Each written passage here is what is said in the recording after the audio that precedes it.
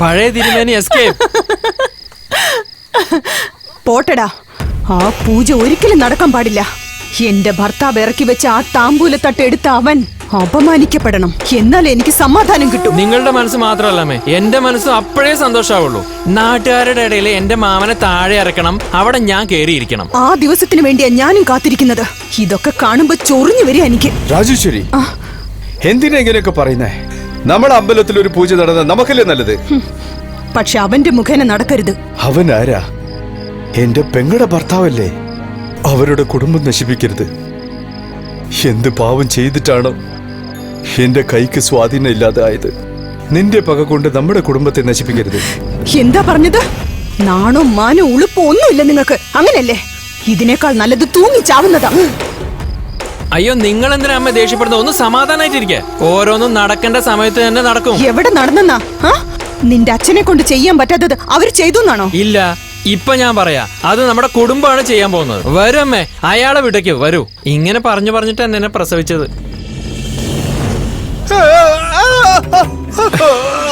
മുത്തശ്ശ, എന്താ എന്താ എന്താ പറ്റി? എണീറ്റോളൂ, ഞാൻ പിടിച്ചിട്ടുണ്ട്. മെല്ലെ മെല്ലെ. ദാദാ, ഇത് പിടിച്ചോളൂ. മുത്തശ്ശന് വയ്യെങ്കി വെറുതെ എന്തിനാ പിന്നെ? എടാ മോനെ, കഴിയില്ലെന്ന് വിചാരിച്ച് നമ്മൾ ചെയ്യേണ്ടത് ചെയ്യാതെ വിട്ടുകഴിഞ്ഞാ നമ്മളെ പലരും നോക്കി ചിരിക്കും. അതൊന്നും കുഴപ്പമില്ല. ഇനി ഒരു ജോലിയും ചെയ്യണ്ട. എന്തെങ്കിലും ഉണ്ടെങ്കിൽ എന്നെ വിളിച്ചാ മതി. ദാ ഇവിടെ ഇരുന്നോളൂ. മെല്ലെ. എന്താടാ ഇത്? ഇവിടെ വീണ് കഴിഞ്ഞാ ഈ ഭാഗത്താണല്ലോ വേദനിക്കുന്നത്. എന്താടാ അത്? മരുന്നാണ്. ഓ, മനുഷ്യനെ കൊല്ലുകയാണോ? എടാ നിക്ക്.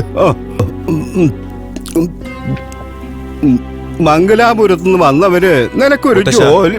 മുത്തശ്ശനെ ഒറ്റയ്ക്കാക്കിയിട്ട് ഞാൻ ഇവിടുന്ന് വേറെ എവിടേക്കും പോകുന്നില്ല. എന്നെ വെറുതെ ദേഷ്യപ്പെടുത്തല്ലേ. ഇടാ,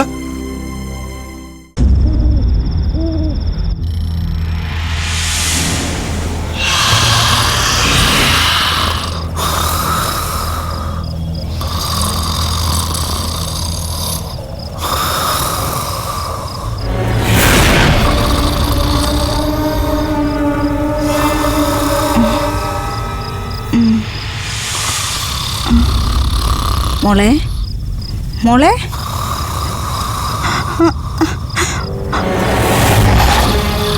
മോളെ, ചേട്ടാ, നമ്മുടെ മോളെ ചേട്ടാ. മോളെ,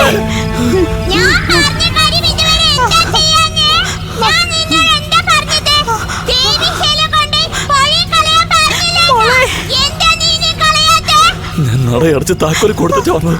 ഇനി മുതൽ അമ്പലമായിട്ട് യാതൊരു ബന്ധവുമില്ല. അതെങ്ങനെ ചെയ്യാൻ കഴിയാ? ഇപ്പൊ എനിക്ക് പകരം വേറൊരു തിരുമേനി അവിടെ പൂജ ചെയ്തോണ്ടിരിക്കുന്നത്. താക്കോൽ അദ്ദേഹത്തിന്റെ കയ്യിലാ.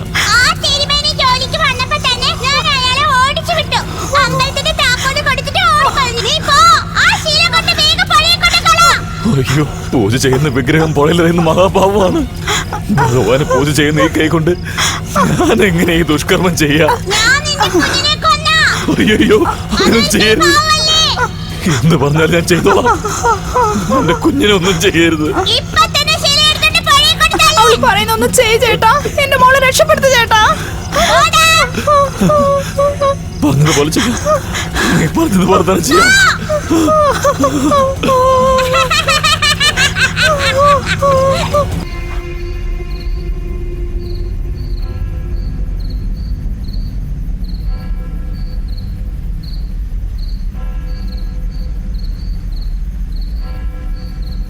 എന്താ തിരുമേനി, ഈ അസമയത്ത് തിരുമേനിക്ക് എന്താ അവിടെ ജോലി? തിരുമേനിക്ക് പകരം വേറെ ആളെ നിയമിച്ചിരിക്കുന്നത്. എന്നോടാണോ ചോദിച്ചത്? എന്നോടാണോ ചോദിച്ചത്?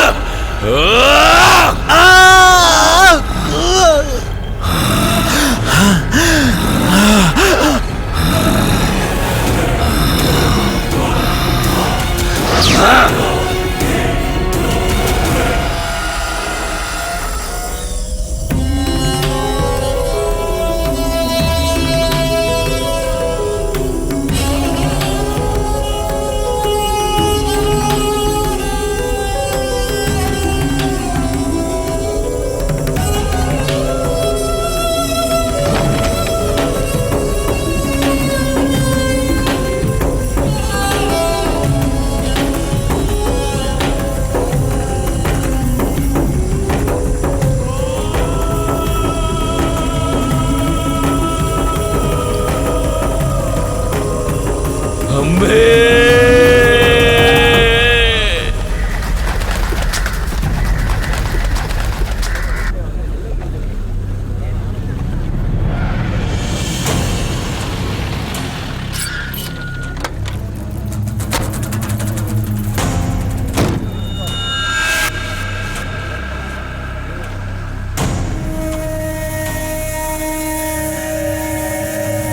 കോൺസ്റ്റബിൾ, ഈ സംഭവം ആരാ ആദ്യം കണ്ടത്? ഇങ്ങോട്ട് വേണം, ഇവനാണ് സാർ. ദാ, നീയാണോ ഈ സംഭവം ആദ്യം കണ്ടത്? സംഭവം ഒന്നും എനിക്ക് അറിയില്ല സാറേ, പക്ഷെ ശവം ഞാൻ ആദ്യം കണ്ടത്. കോൺസ്റ്റബിൾ, ഇവനെ കൊണ്ട് ജീവിക്കല്ലേ? പോടാ.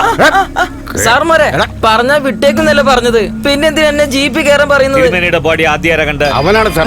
എടാ, വാടാ ഇവിടെ, വാടാ. താനാണോ ബ്രാഹ്മണന്റെ ബോഡി കണ്ടത്? സംഭവം കണ്ടത് അത് ഞാനാണ് സാർ. എന്ത് സംഭവം? അത് നിനക്കെങ്ങനെ അറിയും? എടോ, ഇവനെ കൊണ്ട് ജീപ്പിൽ നിക്കടാ ഇവിടെ.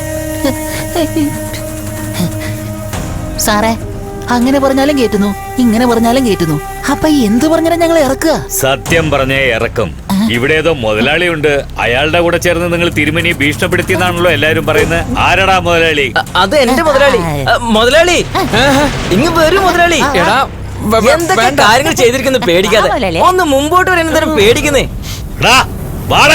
രണ്ടുപേരും ജീപ്പിൽ കയറ്റി. സാർ തല്ലാതെ ജീപ്പി കയറ്റിക്കൂടെ സാർ? പറയൂ സാർ, ഞാൻ എന്താ പറയണത്? താൻ എന്ത് പറയണമെങ്കിലും സ്റ്റേഷനിൽ ഒന്ന് പറ. വണ്ടി കയറ്. എന്നെ ശരിക്കും മനസ്സിലായില്ല എന്ന് ഞാൻ തോന്നുന്നു. നിന്നെ കൈകാര്യം ചെയ്യുമ്പോ ആരാണെന്ന് പറയും. ഇപ്പൊ വണ്ടി കയറ്. വരും മുതലാളി, വരും മുതലാളി. ആ പയ്യായിരിക്കും, നല്ല സുഖമായിട്ടൊക്കെ ഇരിക്കുന്നുണ്ടല്ലോ അല്ലേ? അയ്യോ എടോ, ഇവരെല്ലാം അടിക്കുന്നത്, നീ എന്തിനാ ഒച്ച വെക്കുന്നത്? അടുത്ത് എന്തായാലും എന്നെ ആയിരിക്കല്ലോ തല്ലുന്നത്, അതുകൊണ്ട് നേരത്തെ കറഞ്ഞ് അഡ്ജസ്റ്റ് ചെയ്യാൻ നോക്കി നോക്കി. നിൽക്കാതെ അടിക്കണോ? അയ്യോ, തല്ലല്ലേ. അയ്യോ. എന്തായാലും അമ്മ വരാതിരിക്കില്ല. ഇതിനൊക്കെ നിങ്ങൾ മറുപടി പറഞ്ഞേ പറ്റൂ. എടാ, അതിനെ കുറിച്ചൊന്നും കൂടുതൽ പറയണ്ട സാറേ, നശിപ്പിക്കാനുണ്ടായോന്നെ. എന്റെ കൂടെ കൂടിയ കാലം മുതൽ എല്ലാവരും ചേർന്ന് എന്നെ ഒരു വഴിക്കാക്കിയപ്പോ സമാധാനായില്ലേ? ആരോട് ചോദിച്ചിട്ടാണ് എന്റെ മോന്റെ മേത്ത് കൈവച്ചത്? അമ്മ വന്നു. അമ്മേ, അവൻ ആരാണെന്നറിയോ? ഈ നാടിന്റെ അടുത്ത അവകാശിയാ. അടിച്ചത് ഞാനാണ്. നാട്ടുകൂട്ടമാണെങ്കിലും മന്ത്രിമാരാണെങ്കിലും ചോദ്യം ചെയ്യാൻ സ്റ്റേഷനിലേക്ക് വന്നേ പറ്റൂ. അങ്ങനെ അവൻ എന്താ ചെയ്തത്? കൊലപാതകം? ഹലോ, ശബ്ദം ഉണ്ടാക്കരുത്.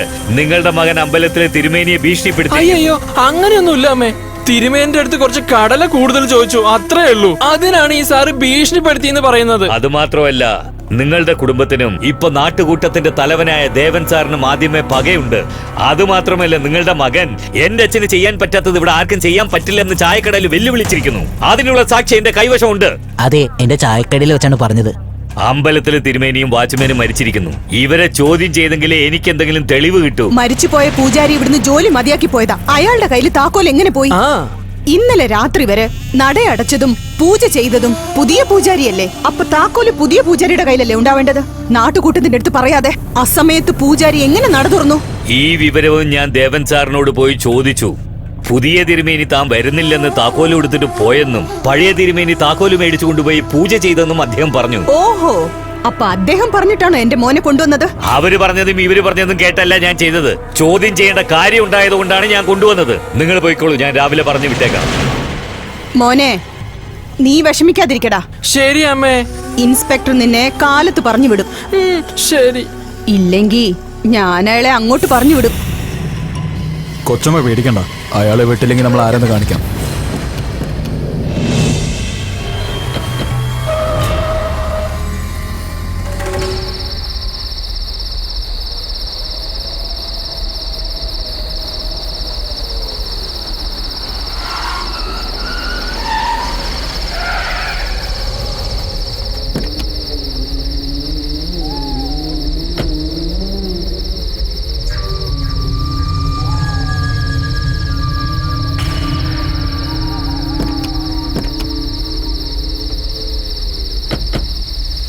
എന്താടാ, എന്തു പറ്റി? എന്താന്നറിയില്ല കൊച്ചമ്മേ, വണ്ടി റിപ്പയർ ആയി. വേഗം റെഡിയാക്കി വീട്ടിലേക്ക് കൊണ്ടുപോവാ. ശരി കൊച്ചമ്മേ. നാളെ പോലീസുകാരൻ ചെറിയ മുതലാളി വിട്ടില്ലെങ്കിൽ ഞാൻ ആരാന്ന് കാണിച്ചു കൊടുക്കാം.